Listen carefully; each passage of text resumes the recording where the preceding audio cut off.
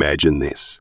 You're standing in a room filled with people. Someone calls you out, mocks you, or belittles you in front of everyone. The laughter echoes and all eyes are on you. Your face burns with embarrassment and you feel powerless.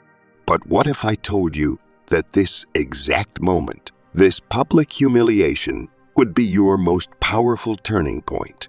In this video, I'll show you exactly what to do when someone humiliates you in front of everyone. We're not just talking about handling the situation. We're talking about turning the tables, regaining your power, and walking away stronger than ever. So if you've ever faced such moments or want to be prepared for them, make sure to like this video and subscribe for more life-changing insights. Now, let's dive in. 1. Stay calm. Silence speaks power. Imagine this scenario. You're standing there and someone decides to publicly humiliate you. Maybe they insult your intelligence, mock your appearance, or bring up something personal to embarrass you. All eyes are on you, waiting to see how you'll react. Your heart pounds, your palms sweat, and your mind races with 100 different ways to respond. But let me tell you this, your first reaction in that moment is everything. The worst thing you can do is to let your emotions take over. Anger, tears, or trying to argue back might feel natural, but it's exactly what your humiliator wants. They're feeding off your reaction, craving the satisfaction of seeing you crumble. Giving in only hands them the power they're desperately trying to steal from you. Instead, do something that will leave them stunned. Stay silent. Silence is not weakness.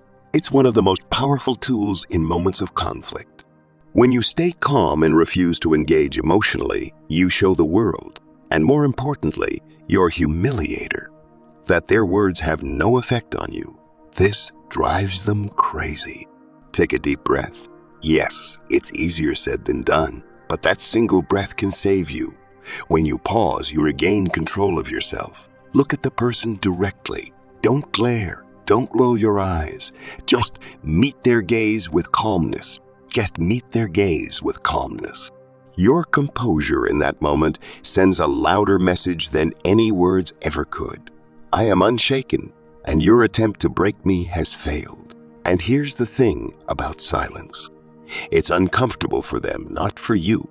Most people humiliate others to provoke a reaction and entertain the crowd.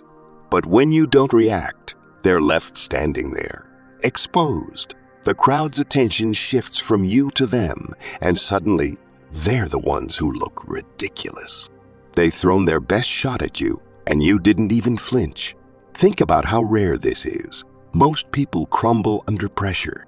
They yell, cry, or try to fight back. But you're showing a level of self-control that most people can't even imagine. And that's intimidating. It's extreme because it's rare, and rare is powerful. Silence isn't passive, it's strategic. By not engaging, you're telling everyone in the room, I am stronger than this moment. I am stronger than you.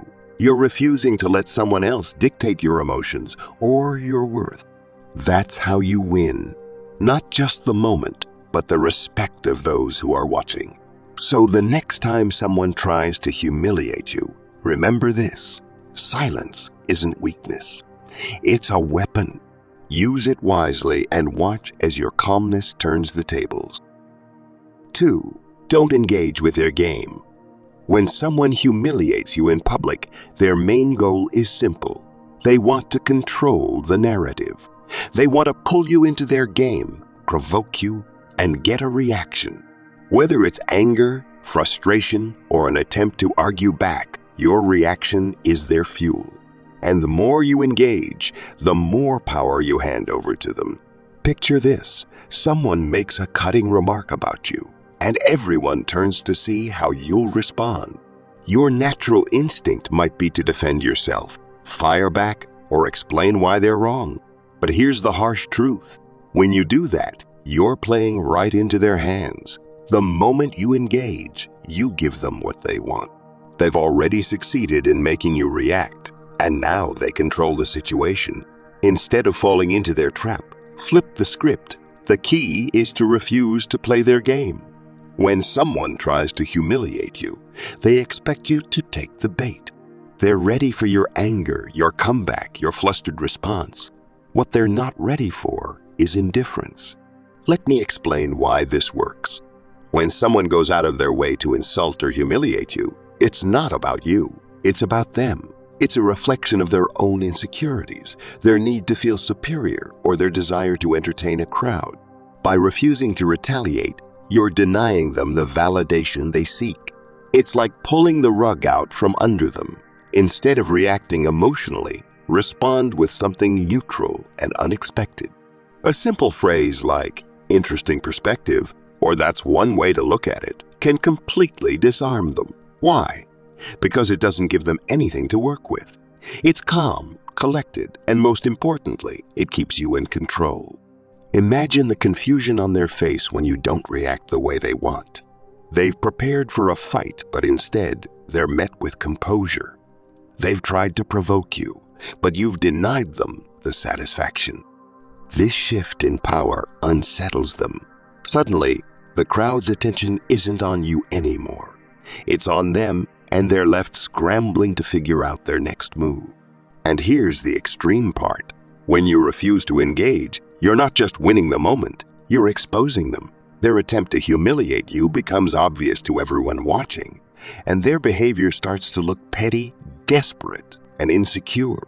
The crowd sees it, and so does the humiliator. Now, instead of you feeling small, they're the ones who look foolish. This strategy is not about being passive. It's about being smart. It's about showing strength through restraint and maintaining control over the situation. By refusing to play their game, you're sending a powerful message. You don't get to dictate my emotions or my actions. I'm bigger than this, and I'm bigger than you. So, the next time someone tries to pull you down, remember this: don't engage. Let their words bounce off you. Respond with calm indifference and watch as their power crumbles before your eyes. 3. Control the narrative. Humiliation is a power play. The person trying to bring you down is betting on your vulnerability, hoping to steer the moment in their favor. But what if you could flip the script entirely? What if you could take that moment of attempted humiliation and turn it into an opportunity to showcase your confidence and control? Here's the thing. The person humiliating you expects one of two responses. They're either looking for you to crumble in silence or to lash out in anger. Both reactions put you on the defensive, making it easier for them to dominate the moment. But what they don't expect is for you to take charge of the situation with humor and wit. Imagine this scenario. Someone makes a snide remark about you in front of a group, trying to humiliate you. Instead of shrinking back or getting defensive, you smile, shrug, and say, "Wow, I didn't know I was on your mind so much. Should I be flattered?" Suddenly, the dynamic shifts. You've just turned their insult into a compliment, and you've done it with a level of calmness that screams confidence. This is the power of controlling the narrative. By using humor or wit, you redirect the focus. Instead of letting the conversation linger on their insult, you turn it into a moment that highlights your poise and intelligence. And let's be real, there's nothing more unsettling to a humiliator than someone who refuses to take their bait and instead uses it to their advantage. Humor is particularly effective because it diffuses tension. When you laugh off an insult or make a witty comeback, it shows the crowd that you're unfazed. And not just that, you're in control. The person who tried to humiliate you suddenly looks petty, while you come across as the bigger person. Let me give you another example. Suppose someone mocks you for a mistake you made. Instead of getting defensive, you could say something like, "You're right. I made a mistake. Luckily, I'm pretty good at learning from them. How about you?" This kind of response is lighthearted but pointed. It acknowledges the situation without giving them the upper hand, and it subtly turns the focus back on them. But what makes this approach extreme is that it requires a level of self-confidence and quick thinking that most people don't naturally have in moments of pressure. You're not just reacting, you're taking control. steering the conversation in a way that showcases your strength. This is rare, and rare always stands out. Here's why this works so well. When you respond with humor or wit, you're showing everyone, including the humiliator, that their words don't define you. You're demonstrating that you're secure enough in yourself to handle criticism and insults with grace. And in doing so, you gain the respect of those watching. Remember, controlling the narrative isn't about pretending the insult didn't happen. It's about deciding what the insult means in that moment. It's about showing that you are not a victim, but the person who determines the direction of every interaction. So, the next time someone tries to humiliate you, take a deep breath and seize the opportunity. Smile, use humor to diffuse the situation and show everyone, including the one trying to bring you down, that you're the one in control. That's how you turn humiliation into empowerment. 4. Leverage the crowd. Public humiliation isn't just about the words being thrown at you, it's about the audience. The person trying to humiliate you isn't doing it in private. They're doing it in front of others for a reason. They want the crowd on their side. They're counting on laughter, agreement, or silence from the group to amplify the impact of their attack. But here's the truth. You don't have to let the crowd work against you. Instead, you can turn it into your greatest strength. When someone tries to humiliate you in public, it's easy to feel isolated, like all eyes are on you in judgment. But here's the thing, most of the time, the crowd isn't entirely on their side. In fact, there are usually people in the room who feel just as uncomfortable as you do. Some may even be rooting for you, hoping you'll stand up for yourself. Your job is to find those people. Start by making eye contact. Don't focus solely on the person attacking you. Instead, look around the room. Notice who seems uncomfortable or sympathetic. Maybe someone is avoiding eye contact because they feel awkward about what's happening. Or maybe someone is looking at you with concern, silently offering their support. These are your allies, even if they don't say a word. Why is this so important? Because it shifts your mindset. Humiliation thrives on isolation. The more alone you feel, the more power the humiliator has over you. But when you connect with others, even in small, subtle ways, you remind yourself that you're not alone. This can be incredibly grounding in a moment that feels chaotic and overwhelming. Now, let's take it to the next level. Once you've identified your allies, you can leverage the crowd to your advantage.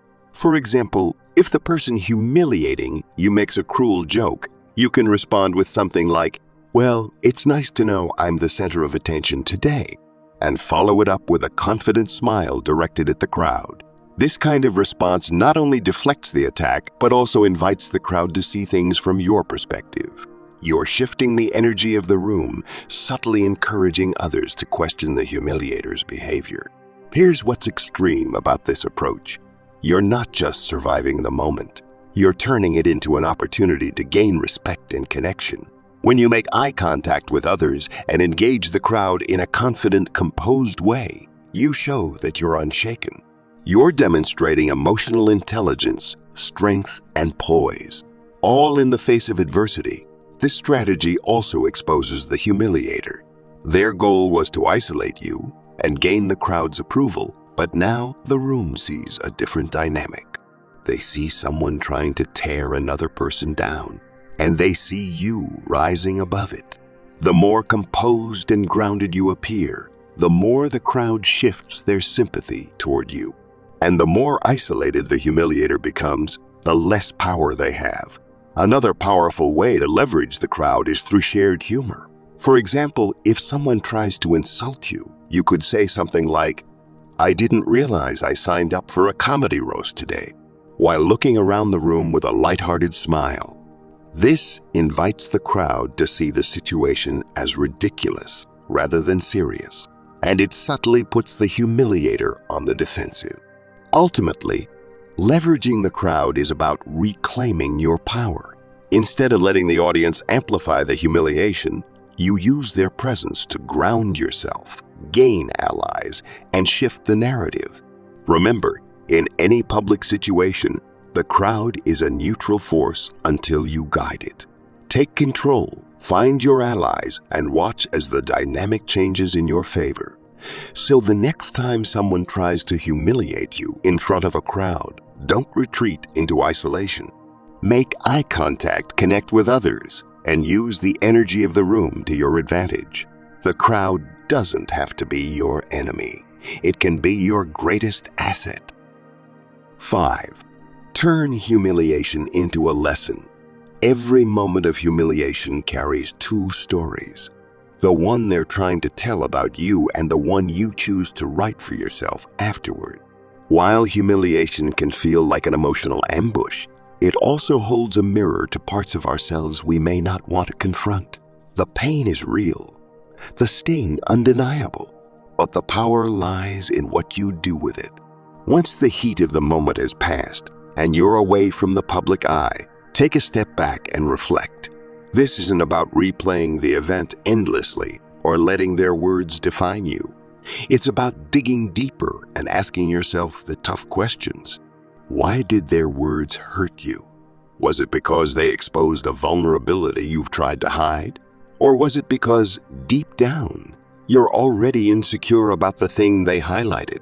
For example, if someone publicly mocked your abilities and it hit a nerve, ask yourself, is there truth in what they said? And if there is, does that make you less capable or unworthy?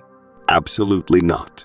What it does, however, is present an opportunity, a chance to address your insecurities, strengthen those areas, and make yourself unshakable. This process of turning humiliation into a lesson is not easy. It requires brutal honesty with yourself. But here's where it becomes transformative. Instead of letting their words become a wound, you use them as a tool for growth. You take back control. Think of this like forging a sword. A blacksmith doesn't create a blade without subjecting the metal to fire and hammering it repeatedly. It's the heat and pressure that strengthen the steel. In the same way, the humiliation you endure can either break you or refine you into something stronger, sharper, and more resilient. Let's make it extreme. What if every insult, every jab, every public attempt to humiliate you became fuel for your growth?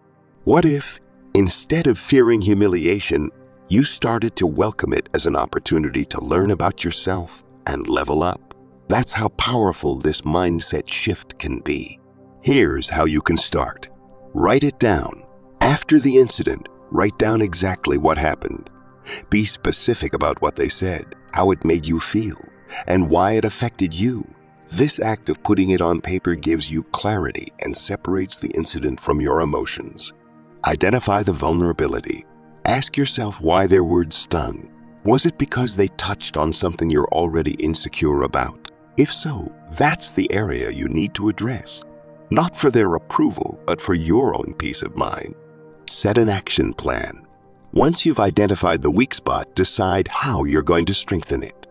For example, if someone mocked your public speaking skills, invest time in improving them. If they made fun of your appearance, focus on building confidence in how you carry yourself. Whatever it is, take active steps to grow. Flip the narrative. When you've worked on your vulnerability and turned it into a strength, the next time someone tries to humiliate you in that area, their words will fall flat. In fact, you may even feel gratitude for the original incident because it pushed you to grow in ways you wouldn't have otherwise. Humiliation is a temporary event, but the lessons you draw from it can last a lifetime. It's not about pretending the pain didn't happen. It's about using that pain to propel yourself forward. The person who tried to bring you down never imagined they could be the catalyst for your growth. But that's exactly what happens when you take control of the narrative. And here's where this becomes truly extreme. Over time, as you master this mindset, you'll find that nothing anyone says or does can humiliate you anymore. Why? Because you've trained yourself to view every insult, every slight, every moment of humiliation as a gift, an opportunity to grow stronger and more resilient. So, The next time someone tries to humiliate you, remind yourself of this. They're not breaking you. They're giving you the tools to build a version of yourself so strong, so unshakable, that no one will ever dare to try again. That's the power of turning humiliation into a lesson, and that power is yours to claim. 6. Set boundaries with confidence. Humiliation is not always a one-time event. Sometimes it comes from people who persistently undermine you, testing your limits and waiting for you to crumble. If this happens repeatedly, it's crucial to draw a line, a boundary that clearly communicates your self-respect and leaves no room for further disrespect. And the way you do this determines everything. Here's the thing about boundaries. They're not just about stopping someone else's behavior. They're about reclaiming your power and self-worth. Setting a boundary is a declaration that you will no longer tolerate mistreatment, no matter who it comes from or how long it's been happening. But it's not just about what you say. It's about how you say it, calmly, confidently, and firmly, without losing your composure. Let's imagine the scenario. Someone in your life, perhaps a colleague, a so-called friend, or even a family member, repeatedly humiliates you in public or private. Maybe they make cruel jokes at your expense or belittle your accomplishments. Over time, this chips away at your confidence, leaving you angry, embarrassed, and unsure of how to respond. You might feel tempted to lash out in the heat of the moment, but that's not where your power lies. True power lies in handling the situation on your terms. Here's the first step. Wait for the right moment. Do not address the issue while emotions are running high, especially in front of an audience. That's exactly what the humiliator wants. A scene, a reaction, a show of weakness. Instead, approach them later, in private, when the adrenaline has settled and you're fully in control. This isn't avoidance, it's strategy. When the time comes, speak with unwavering confidence. Look them directly in the eye and say something like, "I need to talk to you about how you've been speaking to me. I don't appreciate being spoken to in that way, and I'm asking you to stop." Notice the key elements here. You're calm. You're not raising your voice, showing anger, or letting your emotions control the moment. This shows strength and self-control. You're direct. You're not beating around the bush or softening your words to protect their feelings. You're stating exactly what behavior you're addressing. You're firm. You're not asking for permission or hoping they'll agree with you. You're making it clear that this is non-negotiable. Now, let's take it to the extreme. What if the person tries to dismiss your boundary or even push back? They might laugh it off, accuse you of being too sensitive, or try to flip the narrative. This is where you double down on your confidence. A response like, "I'm not asking for your opinion on this. I'm telling you how I expect to be treated," leaves no room for debate. It shows that your boundary isn't up for negotiation.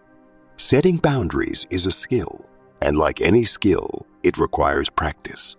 The first time you do it, you might feel nervous or unsure. That's normal. But each time you stand up for yourself, you're reinforcing your self-respect and teaching others how to treat you.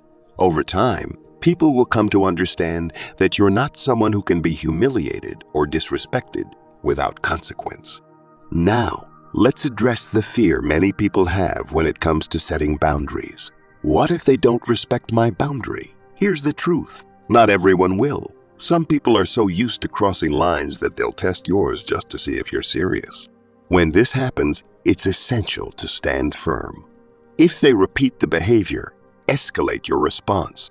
For example, you might say, "I've already asked you not to speak to me that way. If it happens again, I'll have to reevaluate our relationship." This makes it clear that you're not afraid to enforce consequences. And yes, sometimes setting boundaries means walking away. If someone repeatedly disrespects you, despite your efforts, it's a sign that they don't value you or your relationship. In those cases, cutting ties isn't weakness. It's self-preservation. It's choosing your peace of mind over their toxicity. Here's the extreme truth about setting boundaries. It's not just about stopping someone else's behavior. It's about transforming how you see yourself.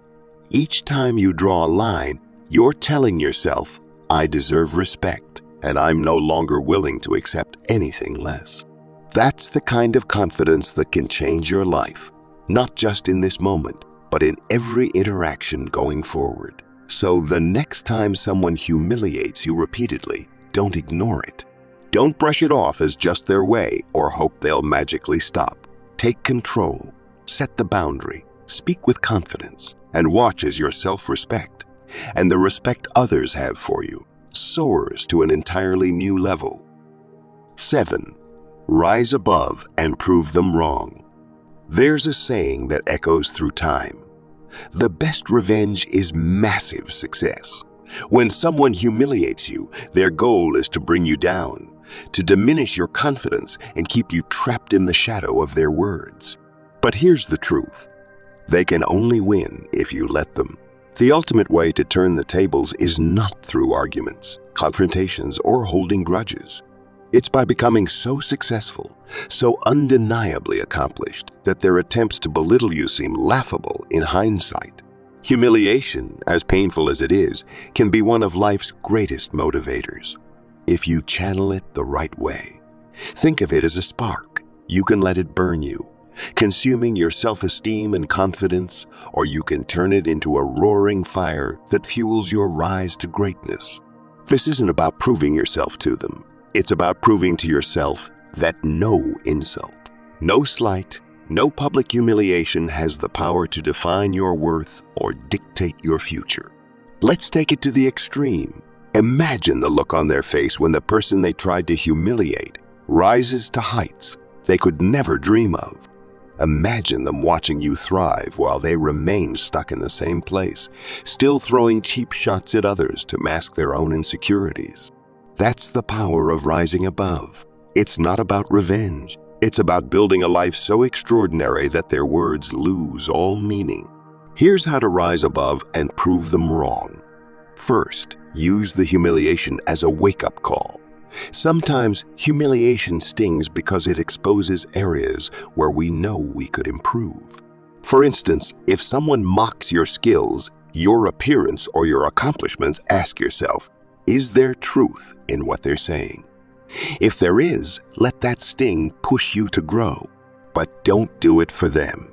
Do it for yourself. Turn their insult into an opportunity to address your weaknesses, build your strengths, and become unstoppable. If someone humiliated you by questioning your abilities at work, channel that frustration into action. Take courses, sharpen your skills, and become so competent that no one will dare question you again. Second, set a vision for your success. Rising above humiliation requires focus. What does success look like to you? Is it excelling in your career? Building a life of financial freedom? Becoming physically stronger and healthier? Define your vision clearly and let it become your driving force. When you have a purpose, the opinions of others start to fade into the background. If someone mocked your dreams, make it your mission to turn those dreams into reality. Let their doubt fuel your determination. Third, work quietly.